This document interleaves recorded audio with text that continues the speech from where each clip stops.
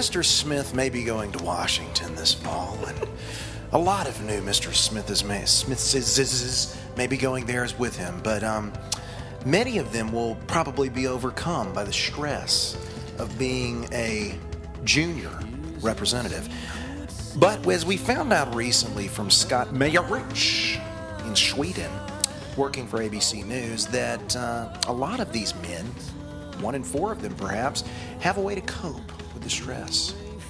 They bring Miss Kitty with them.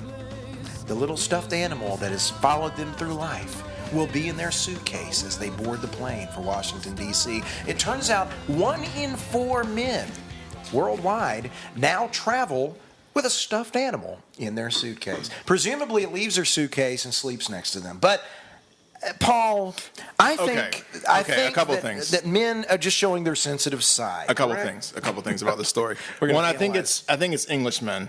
Englishmen Which alone. I don't know. It's worldwide. Oh well, then let's just get to the next story. But it's the world.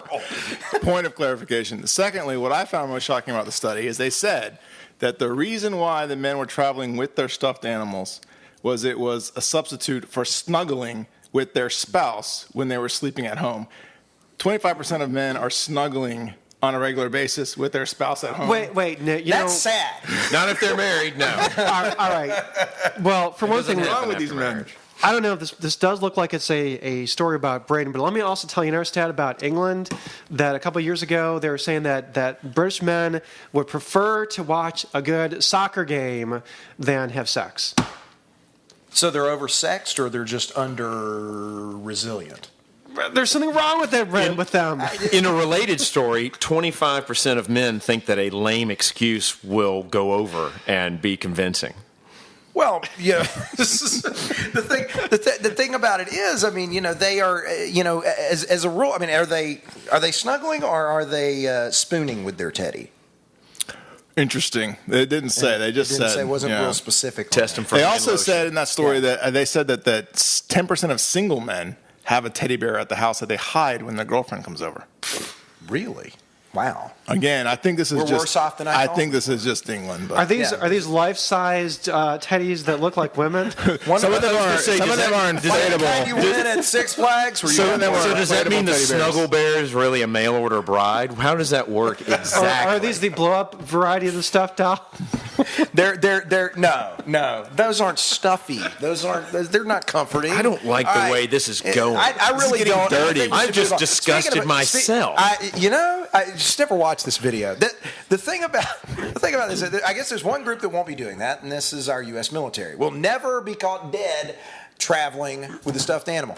Because we have the best trained military in the world, and there is nothing but macho. Because you can tell if he has. You can tell. You can tell. But even if it is a don't ask, don't tell kind of thing. Even women soldiers, nothing but macho. I have to say this though, we are really we've got a tall order in Afghanistan right now, according to Lieutenant General William Caldwell, who's talking about what's going on there right now.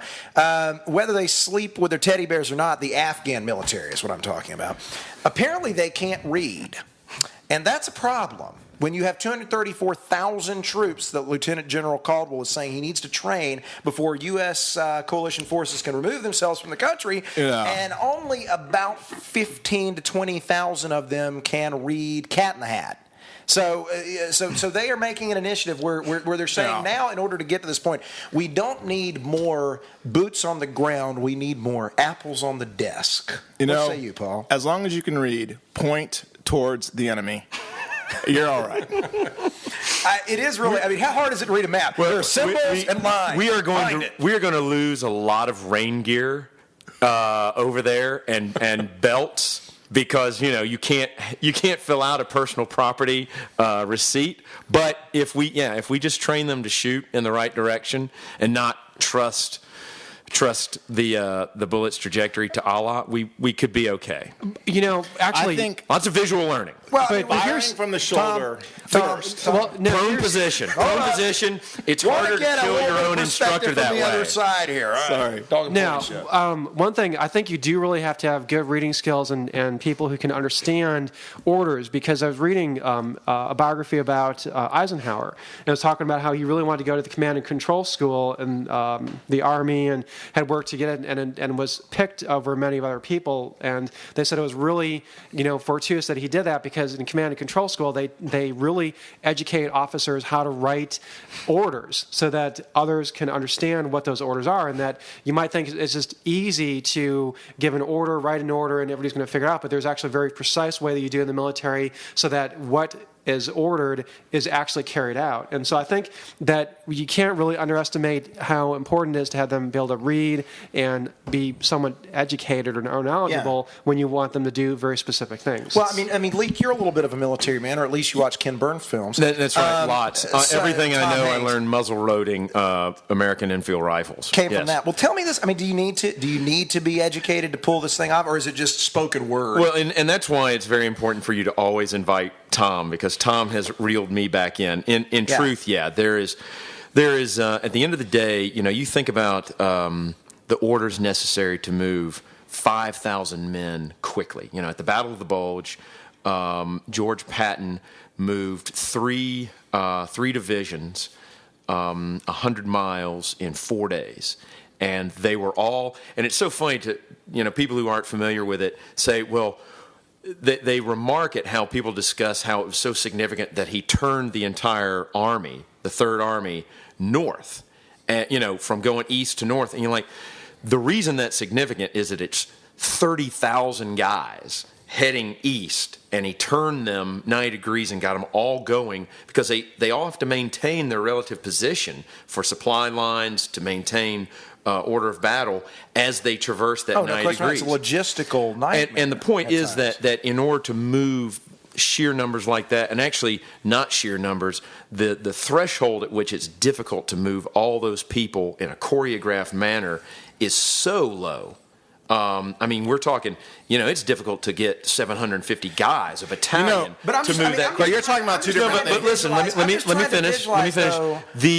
At the end of the day, everything that goes into that, I mean, just watch schedules. Who's got watch when? Points on a map, waypoints to travel, instructions for gassing up trucks. Everything is written down, and there's a point where you just can't have a meeting. The problem is, think of corporate life. You just can't have a meeting with 800 people. And that's the problem. So But okay, also- so what's the best, so it has to be so if you passed gotta- down, So, if you gotta so start they have to know how to read. We're talking about kindergarten level You here. train- What's the best starter book? Is it Bartholomew Cubbins? Is it? It's Cat not Hat? Yertle Is the it Turtle. Curious George. Yeah. Rifles per Waddy. Okay. Well, there you go. It shows you the importance of training an officer corps, because that's the most important thing. Is the officers need to be able to read and write orders. It's also very relative. I mean, they're fighting similar. Yeah, it's not just crawling on your belly and eating grasshoppers. But you also want good judgment out of your non-commissioned officers or your non-coms, like the sergeants. Those are like the real heart of the Army. And when you send a battalion, or not a battalion, but a squad into the field, I mean, you want them to make good decisions. And they can't always get back to their commanders. I think in Afghanistan, with the Afghan Army, is going to be even more, because they're not going to have the same sort of communication that we have. So you want to have people who are somewhat educators, as educated. Alexander the Great and conquered the disciplined. world before they invented paper. And that's a perfect example. because in large scale fixed, actually I was just going to go that direction. In large scale engagements like Waterloo, something like that, that is how the Signal Corps came about, as a substitute for literacy. If the smaller the units, the more instructions are pushed down to small units, that actually makes literacy far more important, because now you've got every group. You look at Napoleon's forces, or the Duke of Wellington, or Alexander. There is one guy there amongst 20,000 that has the map. Yeah. When you have small unit tactics among units of 5 and 10 guys, that means every group of 10 guys has to have a map, and that means everybody has got to be, you got to have other map readers in there, because as we all know, the guy with the flag or the guy with the map, he gets killed, and someone else has to be able to read it. So I get the point. No doubt about it. Sun Tzu with TiVo, the Hub Internet Show. We'll see you tomorrow.